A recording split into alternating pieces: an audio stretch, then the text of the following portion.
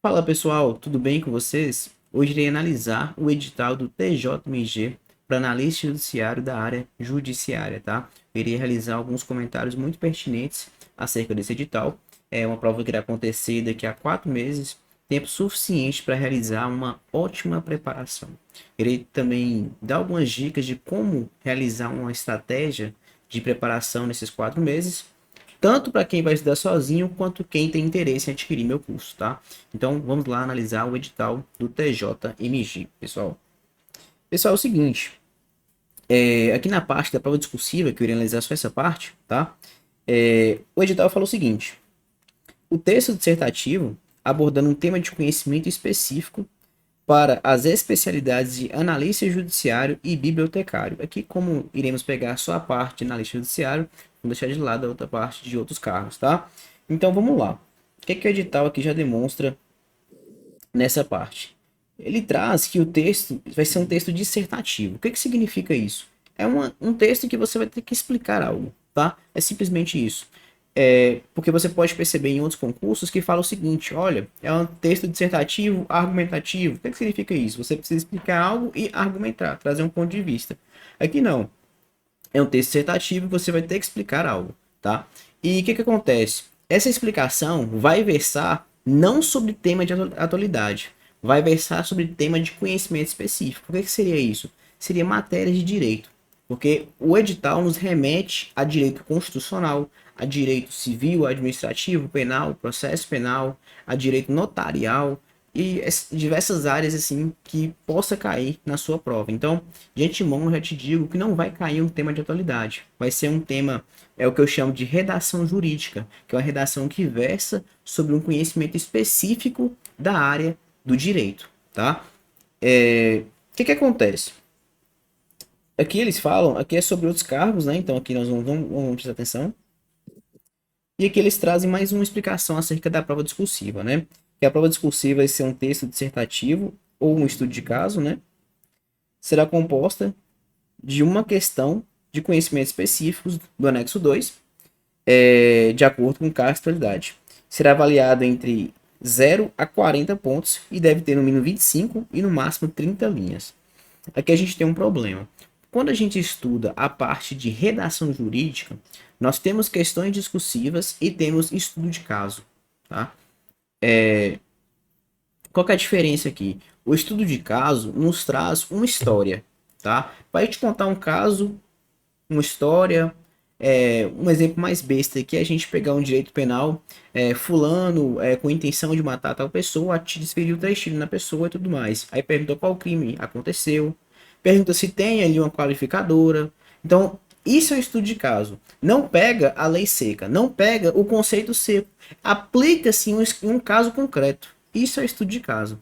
Já o texto dissertativo, uma questão discursiva, ela geralmente vai basear ali em um conceito, em uma explicação. Por exemplo, a gente pode pensar aqui, fugindo um pouco da área de tribunal, mas ainda na área de conhecimento específico do direito, nós tivemos uma prova da PM Goiás, CFO, tá? CFO. E a prova de redação foi uma prova discursiva, que caiu uma questão discursiva, tá? Essa questão discursiva versava sobre o quê? Versava a respeito do estado de necessidade. Então, pegava conceitos, pedia para você explicar qual era a teoria adotada no direito penal, tá? Explicar também a teoria minoritária, explicar se o estado de necessidade é compatível com o erro da execução, ou seja, já é algo mais doutrinário. Não existe nenhum caso concreto aqui, é algo doutrinário para você explicar, certo? E discorrer a respeito disso. Era isso, basicamente. Então, essa é a diferença. Por exemplo, na PM em Goiás caiu uma questão discursiva, um texto dissertativo. Ou seja, explique o conceito de estado de necessidade e o que mais eles pediram, tá? Já em outras vezes, o estudo de caso é em base em um caso concreto. E a partir desse caso concreto, você vai ter que desenvolver aquele conceito, explicar, tipificar, ou pode cair fora do direito penal, claro, porque uma prova de analista pode vir um direito civil, pode vir um direito administrativo, entendeu? Então, essa é a diferença. E aqui a gente tem um problema, porque as bancas são atécnicas. As bancas não têm uma especialidade em diferenciar de fato se vai cair uma questão discursiva ou se vai cair um estudo de caso. Por quê? Porque ela fala, olha, vai ter um texto dissertativo, beleza. Só que isso acontece em diversas vezes. Chega na hora da prova, cai um estudo de caso. E você não tem como recorrer disso. Não tem como, você não ganha. Nem na área administrativa, nem na área judicial. Então, um bom estudo, uma boa estratégia é palpar aqui um estudo focado em questão discursiva, em texto dissertativo e também estudo de caso, tá? É indispensável que você se alie a esses dois, porque a gente não sabe o que a banca vai colocar. Por mais que a banca coloque que é um texto dissertativo, a gente não vai pagar para ver, porque é uma prova que muitas pessoas a prova da vida, né? Muitas pessoas dizem isso. Então, não vale aqui fazer um estudo mais ou menos. Tem que fazer um estudo de alto nível, tá? Então, tanto no meu curso, eu me baseio em questões discursivas, texto dissertativo e também estudo de caso. Eu alio esses dois estudos para que cada um tenha a melhor preparação possível, tá? Algo também interessante é o seguinte, nós temos 25 a 30 linhas, tá? Aqui você pode ficar tranquilo, porque não vai faltar linha, inclusive. Porque quando a gente está explicando um conceito, discorrendo aquele texto ali, falta linha, certo? Falta linha. Vou até, inclusive, aumentar aqui a tela cheia. Aqui. Quando a gente está discorrendo em um conceito, falta linha, principalmente na banca IBFC. Por quê? Porque traz conceitos um pouco complexos. Então, você tem que discorrer em várias linhas. Então, pode ficar tranquilo que não é pensar, eu não consigo escrever em 25 ou escrever menos. Não, você vai escrever em 30 linhas. Pode ficar tranquilo, isso aqui não me preocupa com isso não, tá? Outra coisa, a escala é avaliada de 0 a 40 pontos. O que significa isso? Significa que você pode tirar 0 a 40 pontos em uma prova que vale em total 100. Por quê? Porque é 60 na prova objetiva e 40 na prova discursiva. Ou seja, a prova discursiva tem um peso gigantesco. Gigantesco mesmo. É um peso enorme. Enorme. Tá? E aqui, esses 40 pontos que serão avaliados, tem mostrando aqui como vai ser distribuído. Tá? Como vai ser distribuído. O que a gente tem aqui? Ó? Vamos prestar atenção aqui.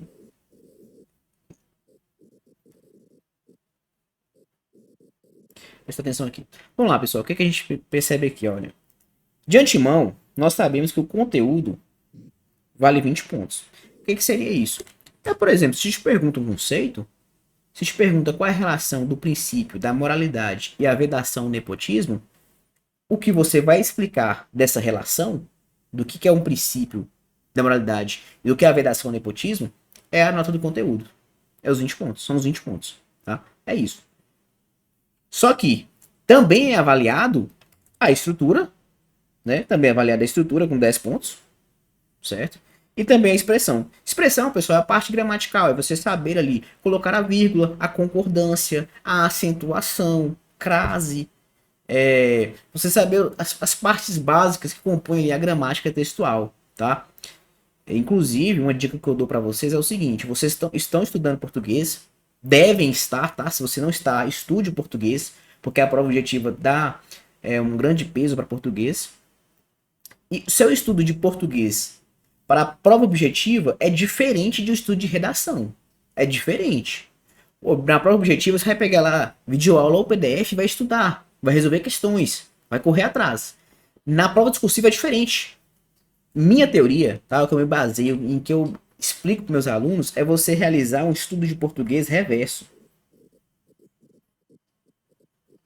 Como assim, professor? Olha, você vai ali realizar uma redação, vai escrever uma redação, tá? Manda para o corretor. Se você for meu aluno, você manda para mim, eu vou corrigir sua redação. Vai receber essa redação corrigida com todos os seus erros gramaticais ali expostos. E a partir daí, você vai analisar. Olha, o que eu errei aqui na gramática? Eu errei crase? Então tá bom. Então, nessa semana, eu vou revisar crase. Se eu errei crase, eu vou revisar crase. Ah, eu revisei também a parte de vírgula, né? Eu tive alguns errinhos aqui básicos de vírgula. Então, essa semana eu vou revisar essas duas partes no português. Você vai fazer um estudo reverso, é a partir do erro. Se eu errei tal coisa, eu vou estudar essa coisa essa semana. Porque se você falar assim, eu vou estudar todo o português para a prova discursiva, você vai demorar muito para terminar e não vai ser eficiente. A redação tem um estudo diferente da prova objetiva, tá? É a estratégia que eu dou para vocês. E eu vou te falar, não é difícil conseguir esses 10 pontos. Não é difícil. Se você aplicar o que eu estou ensinando aqui para vocês, esse tipo de estudo, você consegue esses 10 pontos tranquilamente. Tranquilamente, tá? Porque geralmente os erros dos alunos na parte de expressão, na parte de gramática, são erros básicos. Erro de concordância, sujeito não concorda com o verbo, vírgula separando o sujeito e o verbo. São erros básicos, entendeu? Não são coisas complicadas, tá? E a outra parte aqui é da estrutura. O que seria isso, né? Seria a capacidade do aluno em escrever um texto jurídico. Não é o conteúdo. É se você tem o uso de conectivos, se você sabe escrever ali um encadeamento de ideias de forma lógica, tá? De forma articulada.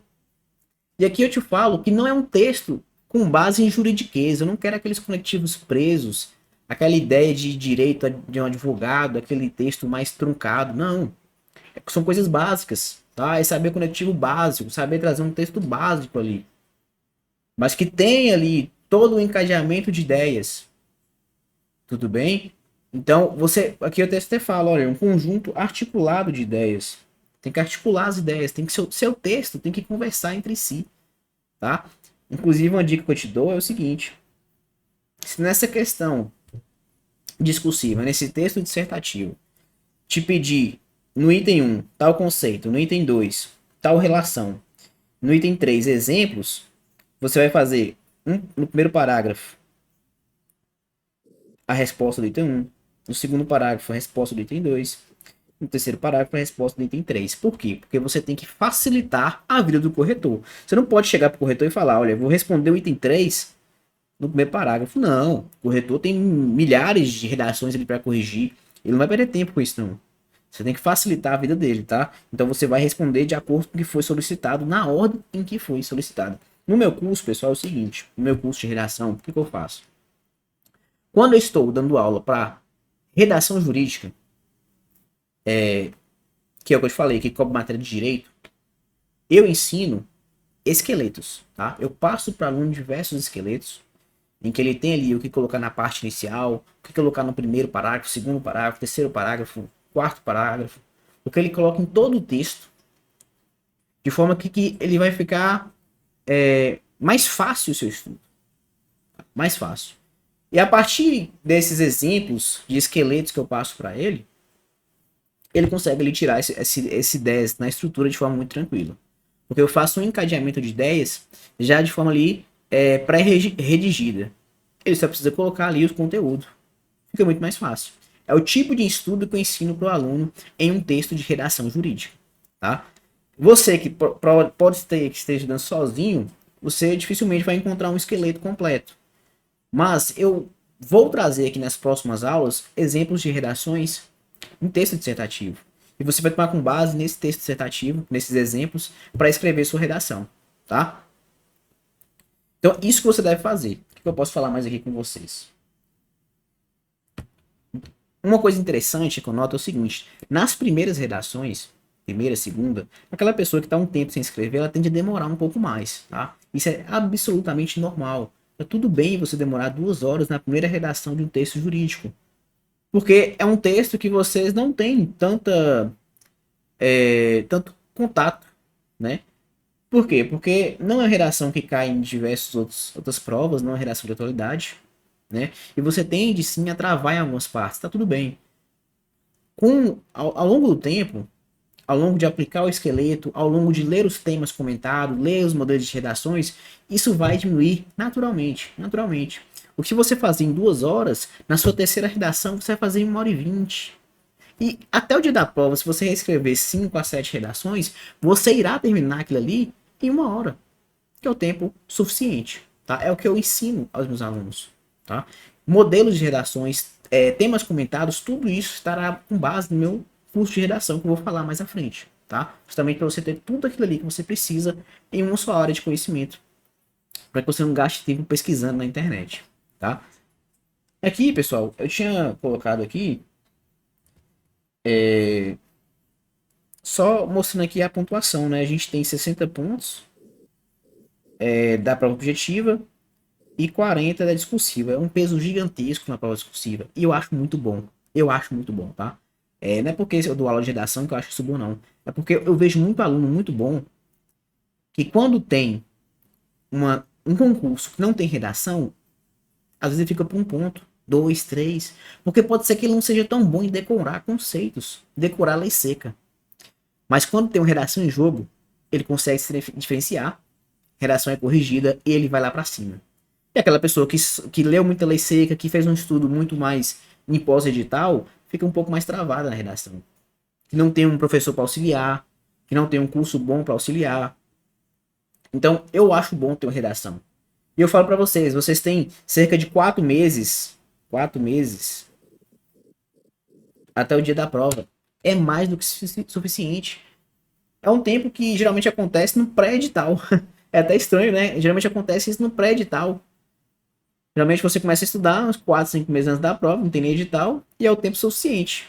Por isso que eu falo que tanto faz se você começou antes a estudar ou depois. O tempo é suficiente para você ficar muito bom em redação. Para você conseguir esses 40 pontos na discursiva. Só que você precisa ter um estudo focado, um estudo direcionado, para você não perder tempo com bobagem. Tá? Então, não se desespere, você tem 4 meses, é mais do que suficiente. Só que não adianta você ver esse vídeo faltando 20 dias para a prova. Se você está vendo esse vídeo faltando 20 dias para a prova, eu sinto muito. Se você não estudou nada, eu não tenho como ajudar. Não tem como. Você precisa ter também uma maturidade em saber. Olha, eu tenho 4 meses, então eu vou começar agora. Porque é um tempo suficiente para ficar tranquilo até o fim desse período. Tá? Até o fim desse período. Então aqui a gente também tem uma coisa interessante, é o seguinte. Aqui fala que vai ser eliminado no concurso, né? O candidato não alcançar 20 pontos do total atribuído na prova discursiva, ou seja, você tem que tirar no mínimo 50 pontos na discursiva. E geralmente você consegue, tá? Se você faz um bom estudo. Ou que obtiver nota zero em qualquer dos itens de critério de correção. Ou seja, se você tirou zero na parte de estrutura, você foi eliminado. Por mais que você fechou a parte de conteúdo, por mais que você fechou a parte de gramática. Você foi eliminado. Você não pode zerar nenhum daqueles... Esses critérios aqui, ó. Você não pode zerar nenhum desses critérios. Tá? Não pode zerar nenhum. Nenhum. E aqui, pessoal, a gente tem as áreas de conhecimento que estará na sua prova de discursiva.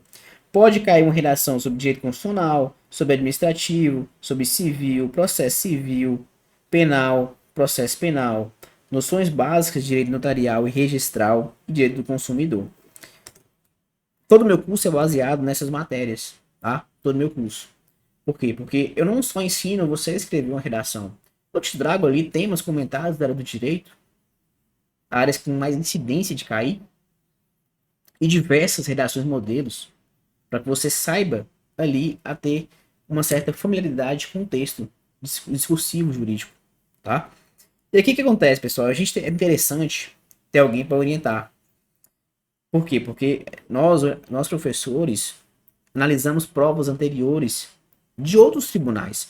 Por exemplo, aconteceu no TJ-DFT, né? Teve uma prova recentemente, tá? Ainda não saiu o resultado da discursiva, mas caiu duas discursivas, duas. O que acontece? O edital não explicava se ia ser estudo de caso ou se ia ser um texto dissertativo. Não explicou. O que caiu lá? Caiu 2 estudos de caso. Por quê? Porque as bancas não têm técnica nisso. Já não surpreendeu ninguém aí. Quem estudou ali sabendo, com uma boa estratégia, não surpreendeu não, tá? Só que assim, foram questões com um nível de dificuldade médio para complexo, tá? Por quê? Porque caiu, aqui eu vou até grifar, caiu direito administrativo, uma questão, direito civil. Algumas pessoas esperavam penal, só que geralmente penal tem muita força na área policial. Só que quando chega na área tribunal, também tem força, mas civil e administrativo compete lá em cima também, né? Tanto que o edital do TJMG, se vocês abrirem TJMG, analista judiciário, a parte de penal só veio cobrando crimes contra a administração pública e a administração da justiça, que é uma parte pequena. E me surpreendeu, me surpreendeu. Eu vejo diariamente analistas judiciários, geralmente eles trabalham minutando sentenças. Então, para você minutar uma sentença, você tem que ter conhecimento de todo o direito penal. Todo o direito penal. E o edital veio e cobrou só uma pequena parte. Me surpreendeu. Então, meu foco no meu curso, estratégia que eu dou aqui, que eu dou no meu curso, ensino aqui para vocês, é o seguinte: é ter um maior foco nessas outras matérias, mas também não podemos deixar a penal de lado, tá? Por mais que o edital venha cobrando só crimes contra a administração pública e justiça, a gente não pode deixar isso de lado. Tanto que não deixei isso aqui nas redações, tá? Então, voltando à prova do JDFT, veio cobrando de administrativo, cobrando questão de processo administrativo, é uma questão de nível de dificuldade acessível, tá? Eu nunca vou falar que uma questão é fácil. Para você ter o conhecimento do direito e conseguir escrever um texto, uma estrutura formal, um texto jurídico, nunca vai ser fácil. Nunca vou falar isso. Se você consegue fazer isso, não fale que foi fácil, tá? É acessível. Porque para você fazer isso aí, você tem que ter diversos conhecimentos aplicados, tá? Então foi uma questão acessível, tá? Então é uma questão acessível, mas no direito civil foi uma questão de dificuldade um pouco acima. Dificuldade média, tá? Média para complexa. O que a gente espera na IBFC? Eu espero uma questão acessível. Por quê? Porque eu analisei a banca. Para eu falar isso com vocês, eu vou falar com vocês. Eu analisei a banca. Eu vi questões que já foram cobradas em outros cargos, em outros concursos. Ela não é uma banca que dificulta na questão discursiva. Só que ela é uma banca que cobra alguns conceitos que pode ser que você pense, olha, eu sei sobre esse conceito. Só que chega na hora, você pode dar um branco, você pode travar. Porque são conceitos que você consegue marcar a bolinha em uma questão objetiva. Mas para discorrer a respeito, você pode se travar um pouquinho. Então, tem que ter maturidade para falar, olha, eu tenho um bom conhecimento, um bom histórico de estudo, mas eu tenho maturidade que eu não sei tudo o suficiente. Então eu vou estudar sim conteúdos básicos. Vou estudar sim.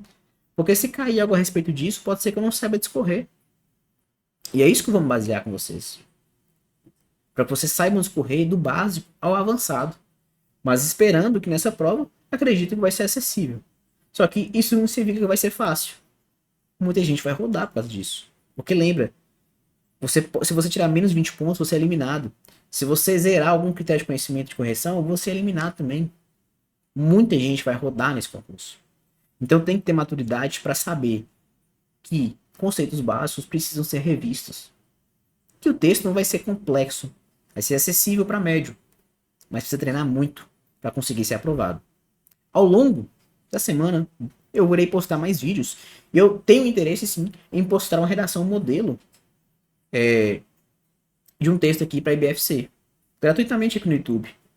Então, se você tem interesse em ver também, comente aqui abaixo, nos comentários aqui abaixo, comente se você tem interesse, que eu irei postar, irei analisar com vocês, irei discorrer com vocês. Eu estou auxiliando a quem não tem como adquirir o curso, apesar do curso estar com um preço excelente. Eu vou auxiliar você que não tem como adquirir.